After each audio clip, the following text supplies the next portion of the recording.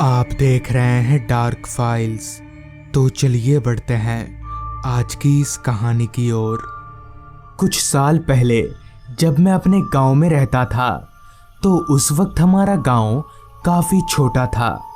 अधिकतर लोग गांव से काम करने शहर जाते थे। उनमें से एक मैं भी था। शहर से हमारा गांव करीब 15 किलोमीटर की दूरी पर था, तो आने जाने के लिए हमें बस या ऑटो का सहारा लेना पड़ता था। ऐसे ही उस रात भी मैं काम खत्म करके गांव आने के लिए ऑटो पकड़ा, तो मेरे ऑटो में बैठते ही एक और आदमी मेरे बगल के सीट पर आकर बैठा। फिर जब मैं उस आदमी को ध्यान से देखा तो मैं उसे पहचान गया कि ये आदमी कोई और नहीं बल्कि मेरे ही गांव में रहने वाला भोला है। भोला को पहचानते ही मैंने उससे कहा, क्या भाई भोला, क्या हाल चाल? जिस पर भोला ने कहा, सब ठीक भाई, तू बता कैसा है? इस पर मैंने भी उसे अपना हालचाल बता दिया। दरअसल आज से 1 साल पहले भोला के साथ एक ऐसी घटना घटी थी जिससे वो मरते मरते बचा था। उसके साथ क्या हुआ था ये तो मुझे ठीक से पता नहीं, मगर इतना ज़रूर पता है कि उसके पीछे एक काली शक्ति पड़ गई थी। खैर ये बात मेरे जहन में उठते ही मुझे उस घटना के बारे में जानने की उत्सुकता होने लगी। इस पर मैंने भोला से उस बारे में पूछा तो भोला ने हंसते हुए कहा, काफ़ी लंबी कहानी है, तो तुम्हारे पास सुनने के लिए वक्त तो है ना? जिस पर मैंने कहा, हाँ काफ़ी वक्त है, ऐसे भी हमें गांव पहुंचने में करीब 40 मिनट लगेंगे। इस पर भोला ने बताना शुरू किया। आज से 1 साल पहले जब मैं इसी तरह काम से वापस घर लौट रहा था तो काफ़ी रात हो जाने की वजह से मुझे ना तो कोई बस मिली और ना ही कोई ऑटो, जिस कारण मैं और इंतज़ार ना करके पैदल ही घर की तरफ आगे बढ़ने लगा। एक तो काम करके पहले से ही काफ़ी थका हुआ था, ऊपर से पैदल चलकर गांव जाना ये सोचकर ही मेरे रोंगटे खड़े हो रहे थे। रास्ता भी पूरी तरह से सुनसान था। दूर दूर तक मेरे अलावा मुझे और कोई भी दिखाई नहीं पड़ रहा था। खैर मैं डरता तो था नहीं, इसलिए इस बात को नज़रअंदाज करके मैं आगे बढ़ने लगा। करीब 2 किलोमीटर चलने के बाद मैं शहर के रास्ते से अलग गांव जाने वाले रास्ते पर पहुंचा तो वक्त हो रहा था रात के 11 बजे का।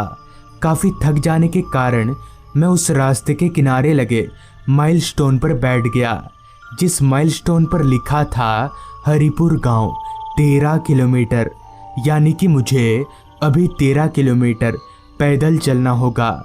मुझे भूख भी काफ़ी तेज लगी थी क्योंकि मैंने दोपहर का भी खाना नहीं खाया था। सारा खाना मेरे टिफ़िन में उसी तरह से पड़ा हुआ था, तो मैंने सोचा क्यों ना थोड़ा खाना खा लिया जाए, जिससे मुझे चलने की भी शक्ति मिलेगी। लिहाजा मैंने अपने बैग से टिफ़िन बॉक्स निकाला और उसी माइलस्टोन पर बैठकर खाने लगा। अभी मैं बैठकर खा ही रहा था कि तभी मेरे पीछे झाड़ियों से कुछ हलचल हुई। उस हलचल को महसूस करके जब मैं पीछे पलटा तो उन झाड़ियों के पास मुझे एक बच्चा खड़ा हुआ दिखा जो मेरे खाने को एकटक घूरे जा रहा था। मगर इतनी रात गए इस जंगल में ये बच्चा अकेले क्या कर रहा है, मैं अभी ये सोच ही रहा था कि तभी वो बच्चा चलकर मेरे करीब आया और मुझसे पूछे बगैर ही मेरे टिफ़िन में हाथ डालकर वो भी खाना खाने लगा। उस लड़के की इस हरकत को देखकर पहले तो मुझे थोड़ा अजीब लगा, मगर दूसरे ही पल मुझे उस पर दया आने लगी, क्योंकि वो लड़का इस तरह से खाने को खा रहा था कि मानो वो 2-3 दिनों से भूखा हो। मैंने भी उसे कुछ नहीं कहा और उसे चुपचाप खाने दिया, मगर उसकी एक बात मुझे और हैरान करने वाली लगी कि वो बच्चा एक बार में इतने बड़े बड़े निवाले खा रहा था जो हम अपने हाथों से भी नहीं पकड़ सकते। खैर करीब 2 मिनट में ही उस बच्चे ने मेरा पूरा टिफ़िन खाली कर दिया, जिसके बाद मैंने अपना टिफ़िन वापस से अपने बैग में डाला और उस बच्चे से कहा, अरे बेटा, आप इस सुनसान रास्ते पर इतनी रात गए क्या कर रहे हो? मगर मेरे इस सवाल का उस बच्चे ने कोई जवाब नहीं दिया।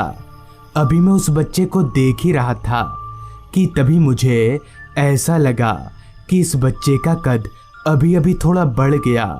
मगर ऐसा कैसे हो सकता है? इतनी जल्दी किसी का कद कैसे बढ़ सकता है? मैंने दोबारा से जब उस बच्चे को ध्यान से देखा तो हाँ, सच में उस बच्चे का कद थोड़ा बढ़ गया है।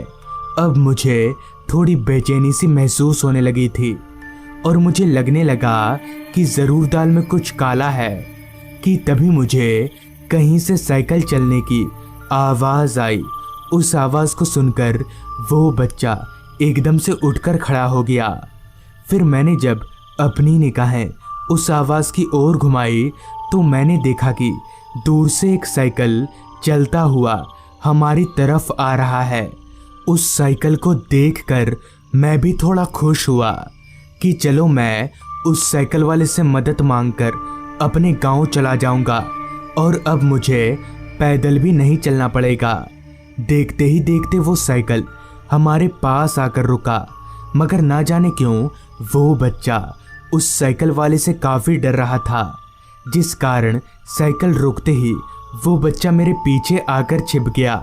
साइकिल रुकते ही उस साइकिल सवार आदमी ने मुझसे कहा, क्या हुआ भाई साहब, आप इस सुनसान रास्ते पर क्या कर रहे हैं?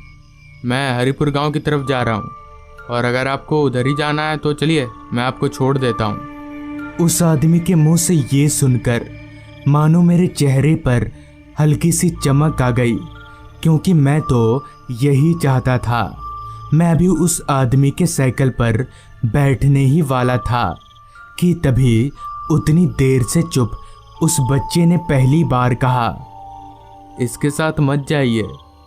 उस बच्चे से ये सुनकर मैं थोड़ा हैरान हो गया कि भला ये बच्चा उतनी देर से इस आदमी को देखकर डर क्यों रहा था और मुझे इसके साथ जाने के लिए क्यों मना कर रहा है। अभी मैं ये सोच ही रहा था कि तभी उस साइकिल वाले ने कहा, भाई साहब चलना है तो चलिए, वरना मैं चलता हूँ। उस बच्चे की बात सुनकर पैदल जाने से तो अच्छा है कि मैं इस आदमी के साथ साइकिल से चला जाऊं। ये सोचकर मैं उसकी साइकिल पर बैठकर चलता बना, मगर मुझे कहाँ पता था कि मैं कितनी बड़ी मुसीबत में फंसने जा रहा हूँ। खैर अभी मैं साइकिल पर बैठकर कुछ आगे बढ़ा ही था कि तभी मैंने एक बार उस बच्चे को देखने के लिए पीछे मुड़ा तो पीछे का नज़ारा देखकर मैं एकदम से हक्का बक्का रह गया, क्योंकि पीछे अब वो बच्चा नीचे नहीं बल्कि एक पेड़ पर उल्टा लटक रहा था। मगर ऐसा कैसे हो सकता है? कोई भी इंसान पेड़ पर उल्टा कैसे लटक सकता है? ये देखकर मेरे होश उड़ गए और मैंने लड़खड़ाती हुई आवाज़ में उस साइकिल वाले आदमी से कहा, वो बच्चा पेड़ पर उल्टा कैसे लटक रहा है?